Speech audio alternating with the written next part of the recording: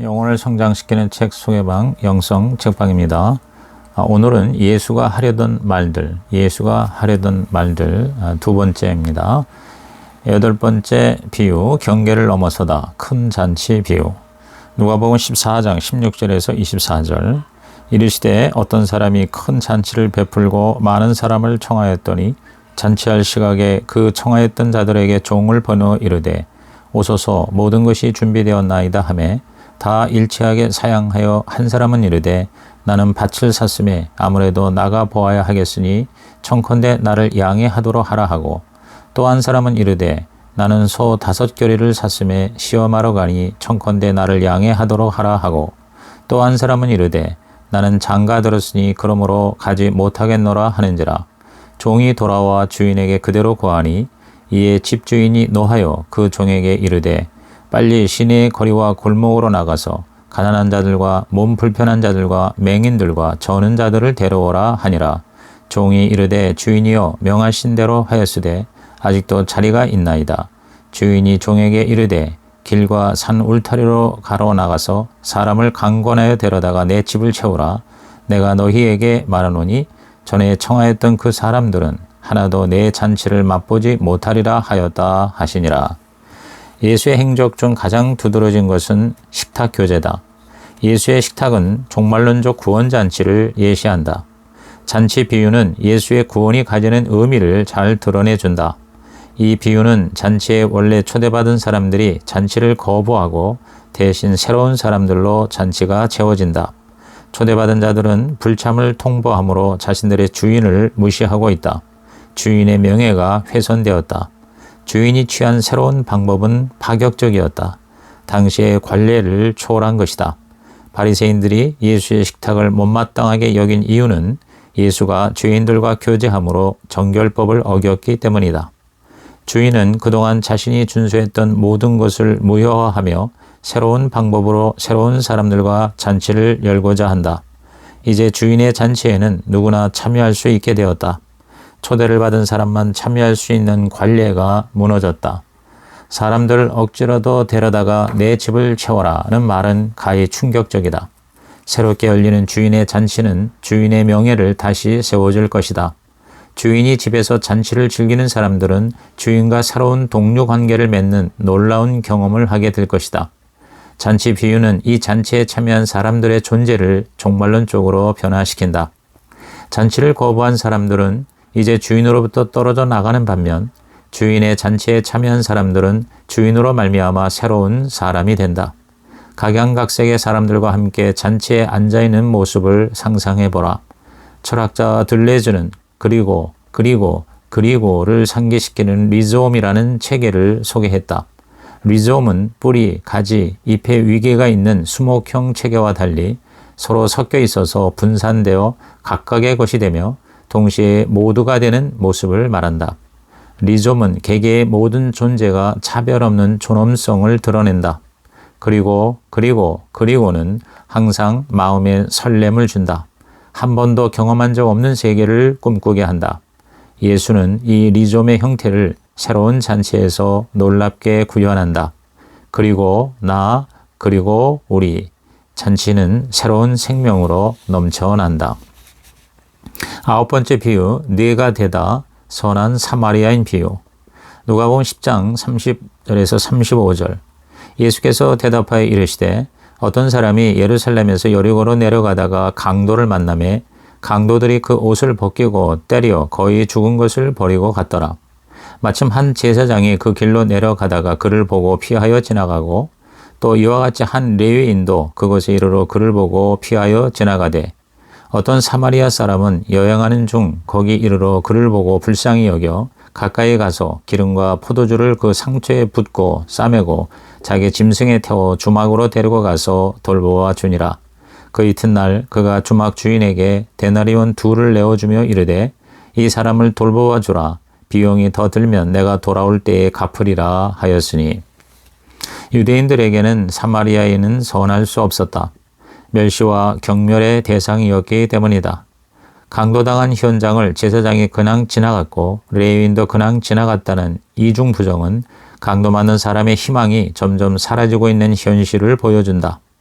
이는 그들을 죽음에서 구해줄 지도자가 없다는 것을 의미한다.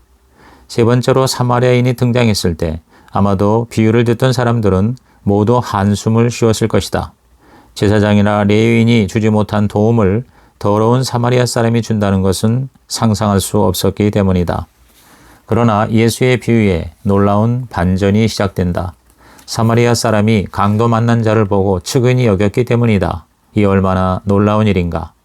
제사장과 레위인이 강도 만난 자를 살리는 것은 율법이고 당연한 의무이다. 그런데 그들은 참으로 냉정했다. 그 냉정함은 사마리아인의 측은한 마음과 대비된다. 무관심과 돌봄이 대조된다. 이 비유는 바리새인들의 내 이웃이 누구인가라는 질문에 대한 답변이다. 유대인들은 자신들의 경계 안에서 이웃을 규정했다. 그런 의미에서 강도 맞는 사람은 그들의 이웃이 아니다. 이웃은 신분이 확실한 사람이어야 한다. 그러나 예수의 관심은 이웃의 존재를 규명하는 데 있지 않았다. 누가 강도 맞는 사람에게 이웃이 되어주느냐라는 예수의 질문으로 인해 사마리아 사람은 강도 만난 사람의 이웃이 될 수 있었다. 철학자 들레즈는 이기, being과 되기, becoming을 설명하기 위해 몰이라는 개념을 사용했다. 몰은 하나의 단위로서 한 가족, 한 교회, 한 공동체를 표현한다. 여러 개의 몰이 모여 커다란 사회를 이룬다. 몰 안에 있는 개개의 분자는 균일하며 차별이 없다.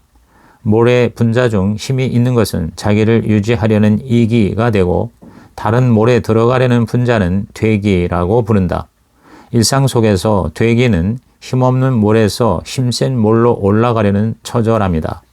그러나 진정한 되기가 되기 위해서는 힘센 몰에서 힘없는 몰로 이동해야 가능해진다. 되기인은 사마리아인처럼 새로운 길을 모색하는 것이다. 사마리아인은 위험에 발을 들여놓았다.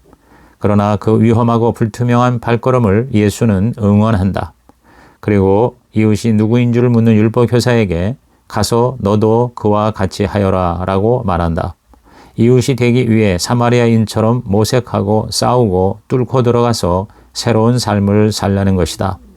새로운 삶은 이기를 포기할 때 이루어진다.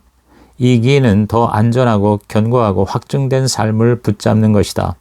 사마리아인은 강도 맞는 사람을 피해야 할 부정한 존재가 아니라 다가가서 살려내야 할 존재임을 깨달았다. 그래서 이웃이 아니었던 그는 그렇게 진정한 이웃이 되었다. 10번째 비유, 사이를 확장하다, 양과 염소 비유. 마태 25장 31절에서 46절. 인자가 자기 영광으로 모든 천사와 함께 올 때에 자기 영광의 보좌에 앉으리니 모든 민족을 그 앞에 모으고 각각 구분하기를 목자가 양과 염소를 구분하는 것 같이 하여 양은 그 오른편에 염소는 왼편에 두리라. 그때 임금이 그 오른편에 있는 자들에게 이르시되 내 아버지께 복받을 자들이여 나와 창세로부터 너희를 위하여 예비된 나라를 상속받으라. 내가 줄일 때에 너희가 먹을 것을 주었고 목마를 때에 마시게 하였고 나그네 되었을 때에 영접하였고 헐벗었을 때에 옷을 입혔고 병들었을 때에 돌보았고 옥에 갇혔을 때에 와서 보았느니라. 이에 의인들이 대답하여 이르되 주여 우리가 어느 때에 주께서 줄이신 것을 보고 음식을 대접하였으며 목마르신 것을 보고 마시게 하였나이까. 어느 때에 나그네 되신 것을 보고 영접하였으며 헐벗으신 것을 보고 옷 입혔나이까. 어느 때에 병드신 것이나 옥에 갇히신 것을 보고 가서 배웠나이까 하리니 임금이 대답하여 이르시되 내가 진실로 너희에게 이르노니 너희가 여기 내 형제 중에 지극히 작은 자 하나에게 한 것이 곧 내게 한 것이니라 하시고 또 왼편에 있는 자들에게 이르시되 저주를 받은 자들아 나를 떠나 마귀와 그 사자들을 위해 예비된 영원한 불에 들어가라. 내가 줄일 때에 너희가 먹을 것을 주지 아니하였고 목마를 때에 마시게 하지 아니하였고 나그네 되었을 때 영접하지 아니하였고 헐벗었을 때에 옷 입히지 아니하였고 병들었을 때와 옥에 갇혔을 때에 돌보지 아니하였느니라 하시니 그들도 대답하여 이르되 주여 우리가 어느 때에 주께서 줄이신 것이나 목마르신 것이나 나그네 되신 것이나 헐벗으신 것이나 병드시신 것이나 옥에 갇히신 것을 보고 공양하지 아니하더이까. 이에 임금이 대답하여 이르시되 내가 진실로 너희에게 이르노니 이 지극히 작은 자 하나에게 하지 아니한 것이 곧 내게 하지 아니한 것이니라 하시리니 그들은 영벌에 의인들은 영생에 들어가리라 하시니라. 이 비유는 마지막을 향해가는 세상에서 지금 어떻게 살 것인가를 묻는다. 마지막 때 나누어지는 그룹은 양과 염소다. 그들의 삶을 나눈 것은 이기와 되기이다. 양은 자신의 되기의 삶을, 염소는 자신의 이기의 삶을 돌아보게 된다. 가장 먼저 되기를 실천한 이는 예수다. 말씀이 육신이 되었다는 것은 되기의 전형이다. 그러니 예수가 그의 이름을 부르는 자들에게 되기를 요구하는 것은 당연하다. 되기를 이루지 못한 자를 염소라 부르며 심판하는 것도 당연하다. 이기는 인투라를, 되기는 인터를 지향한다. 인터는 뷰티인의 의미를 가지며 어떤 것과 다른 것의 중간, 관계, 상호성을 의미한다. 반면 인트라는 위디인의 의미를 갖는 단어로서 어떤 것의 일정한 범위, 안, 내부 환경 등을 의미한다. 인터는 자신 외에 다른 것과의 관계를 강조하는 반면 인트라는 범위의 형성이나 환경 조성을 강조한다. 인트라는 내부 사이의 결석에 관심을 가지는 반면 인터는 외부의 확장에 관심을 가진다. 이기가 인트라에 집중한다면 되기는 인터에 집중한다. 염소들의 실패는 우리 사이만 강조하는 인트라, 즉 이기에 몰두한 것이다. 양들의 성공은 나와 너 사이로 인터, 즉 되기에 집중한 것이다. 염소들은 예수를 믿었을지 모르지만 예수처럼 되기를 실천하지는 못했다. 배고픈 자, 목마른 자, 나그네 된 자, 헐벗은 자, 병들고 감옥에 갇힌 자들을 그저 그런 사람들로만 보았던 것이다. 그저 그렇게 생각했을 뿐이다. 그저 그렇게 지나쳤을 뿐이다. 11번째 비유, 폭력에서 벗어나다 불의한 재판관 비유. 누가복음 18장 1절에서 8절. 예수께서 그들에게 항상 기도하고 낙심하지 말아야 할 것을 비유로 말씀하여 이르시되 어떤 도시에 하나님을 두려워하지 않고 사람을 무시하는 한 재판장이 있는데 그 도시에 한 과부가 있어 자주 그에게 가서 내 원수에 대한 나의 원한을 풀어주소서 하되 그가 얼마 동안 듣지 아니하다가 후에 속으로 생각하되 내가 하나님을 두려워하지 않고 사람을 무시하나 이 과부가 나를 번거롭게 하니 내가 그 원한을 풀어주리라. 그렇지 않으면 늘 와서 나를 괴롭게 하리라 하였느니라. 주께서 또 이르시되 불의한 재판장이 말한 것을 들으라. 하물며 하나님께서 그 밤낮 부르짖는 택하신 자들의 원한을 풀어주지 아니하시겠느냐. 그들에게 오래 참으시겠느냐. 내가 너희에게 이르노니 속히 그 원한을 풀어주시리라. 그러나 인자가 올 때에 세상에서 믿음을 보겠느냐 하시니라. 하나님 나라는 단순히 개인적인 문제가 아니다. 개인과 공동체는 분리할 수 없다. 하나님 나라 비유는 개인적인 문제를 다루기도 하지만 또한 공동체의 문제를 다룬다. 이 비유는 끈질긴 개인의 기도가 응답된 것 이상의 의미를 전하고 있다. 재판관에게 불의한이라는 수식어가 붙은 것은 그가 하나님을 두려워하지 않고 사람도 존중하지 않는 사람이기 때문이다. 예수는 응답을 받은 과부가 이제 무엇을 해야 할 것인가를 선택하게 만든다. 단순히 자기 소원을 이룬 것에 감사하고 집에 갈 것인지 아니면 과부의 소원은 이루었지만 재판관이 여전히 불의하다면 자기 소원 성취에 만족할 것이 아니라 정의를 행해 달라고 지속하여 부르짖을 것인지를 선택해야 하는 것이다. 기도는 자신의 소원이 이루어질 때까지 지속하는 것이 아니다. 그 도시에서 불의한 재판관이 사라질 때까지 하는 것이다. 변하지 않을 권력에 대한 힘없는 사람들의 대항, 곧 달걀로 바위치기가 기도이다. 그런 불가능한 일을 해내는 것이 믿음이다. 예수는 불가능으로 달려갈 수 있는 새로운 힘을 부여한다. 지금은 여전히 불의한 세계에 있다고 하더라도 하나님이 통치하는 세계에 대한 믿음이 있다면 그로부터 불가능한 힘이 나온다. 믿음은 자신의 이익에 만족하는 것이 아니라 하나님이 택하신 이들의 정의를 공유하는 일이다. 이 비유는 정의를 실현하는 공동체를 지향한다. 개인은 사회적, 역사적 역량으로부터 벗어날 수 없다.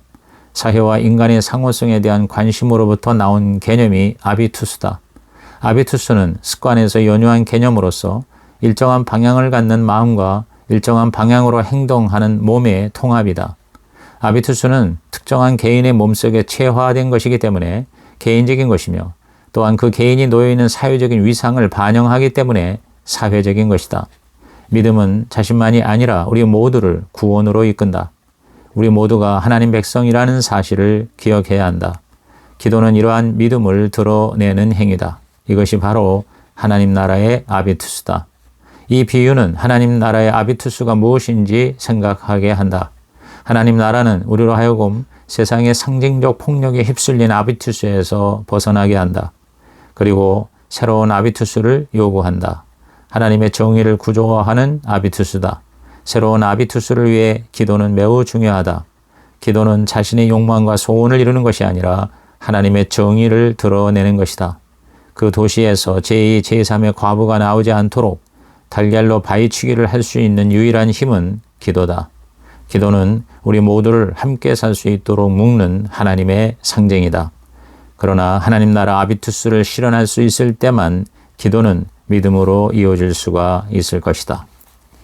12번째 비유, 함께 기뻐하다. 왕의 아들의 혼인잔치 비유. 마태복음 22장 1절에서 14절.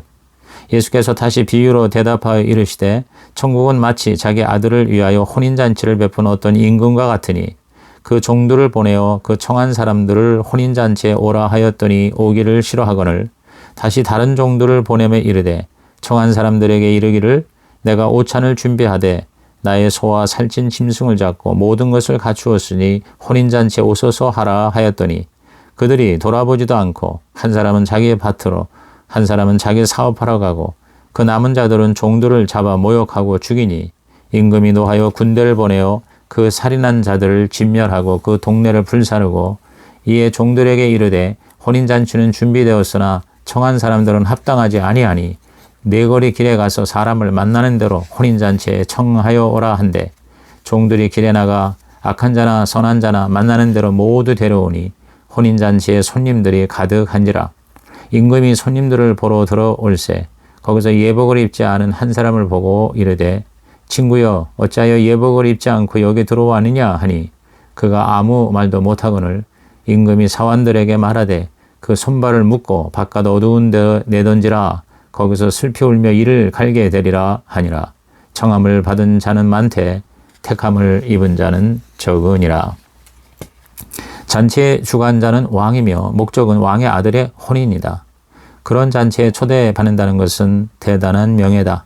그런데 그 잔치를 거부했다는 것은 한마디로 불충을 의미한다. 왕과의 관계를 거부하는 것이다. 심지어 왕이 보낸 종들을 죽이기까지 했다.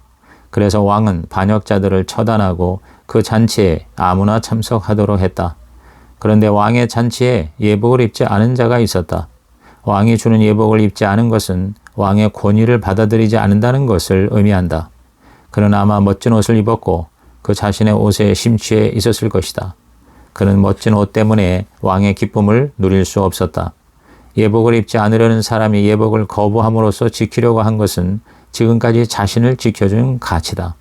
그의 문제는 잔치를 베푼 왕이 당연하게 여긴 가치를 당연한 가치로 받아들이지 않은 데에 있다.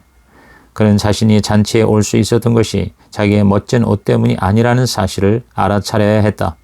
자신에게 익숙한 가치로 왕과 기쁨을 나눌 수 없다는 사실을 깨달았다면 그의 삶은 달라졌을 것이다.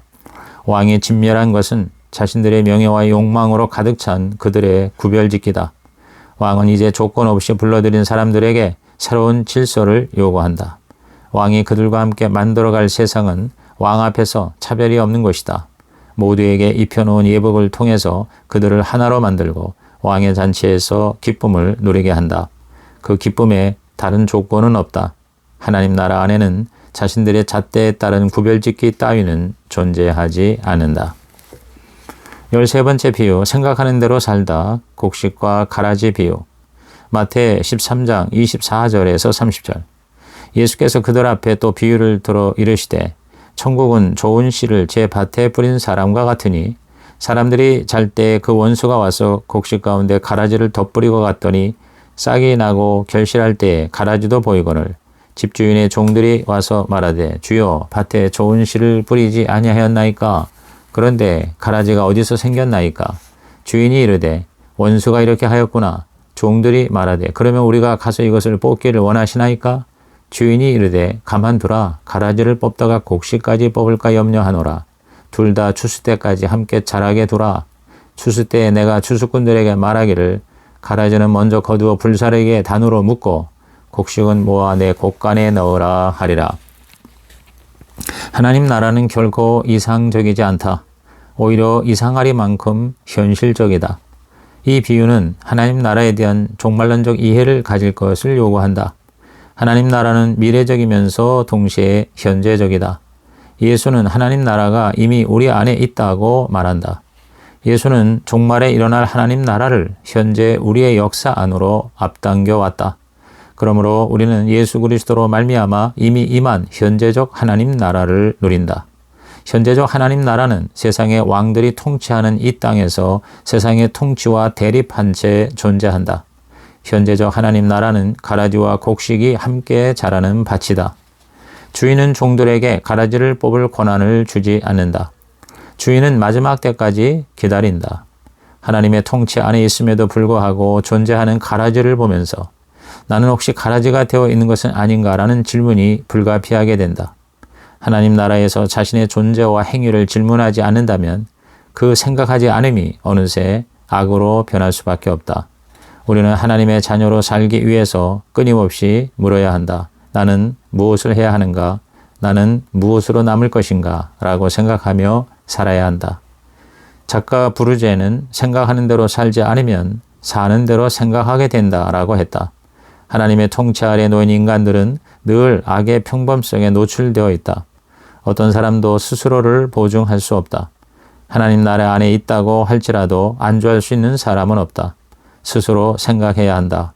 깨어 있으라는 예수의 권면은 아마도 이를 뜻하는 것이 아닐까. 14번째 비유, 새로운 꿈을 꾸다. 포도원 품꾼 비유. 마태이 20장 1절에서 16절. 천국은 마치 품꾼을 얻어 포도원에 들여보내려고 이른 아침에 나간 집주인과 같으니 그가 하루 한 데나리온씩 품꾼들과 약속하여 포도원에 들여보내고 또 제3시에 나가보니 장터에 놀고 서 있는 사람들이 또 있는지라.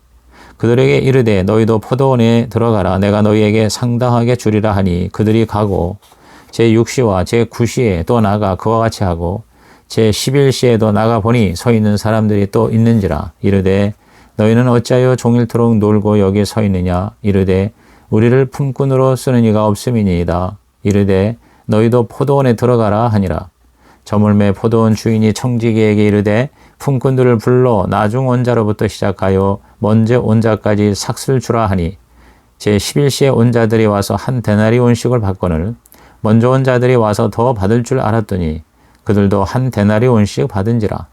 받은 후 집주인을 원망하여 이르되 나중 온 이 사람들은 1시간밖에 일하지 아니하였거늘 그들을 종일 수고하며 더위를 견딘 우리와 같게 하였나이다. 주인이 그 중에 한 사람에게 대답하여 이르되 친구여 내가 네게 잘못한 것이 없노라. 네가 나와 한 데나리온의 약속을 하지 아니하였느냐. 네 것이나 가지고 가라. 나중 온 이 사람에게 너와 같이 주는 것이 내 뜻이니라. 내 것을 가지고 내 뜻대로 할 것이 아니냐. 내가 선함으로 네가 악하게 보느냐.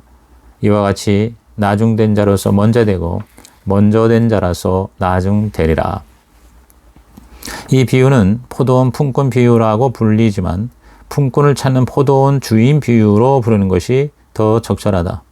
주인이 직접 품꾼을 찾으러 나가는 모습, 특히 일이 다 끝나가는 5시까지 품꾼을 불러 모으는 것은 매우 비일상적이다. 주인은 비일상적일 만큼 관대하다. 품꾼은 일을 하고 싶어도 할 수 없는 사람들이다. 당시 사회적 상황이 그랬다. 이 주인의 관심은 그대로 놓아두면 깻잎을 거릴 수밖에 없는 사람들의 필요를 채워주는 데 있었다. 흥미로운 것은 1시간 일한 사람과 12시간 일한 사람이 동일한 품삯을 받게 된 것이다.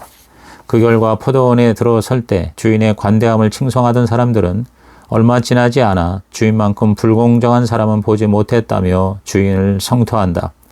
그러나 주인은 약속을 어긴 것이 아니다.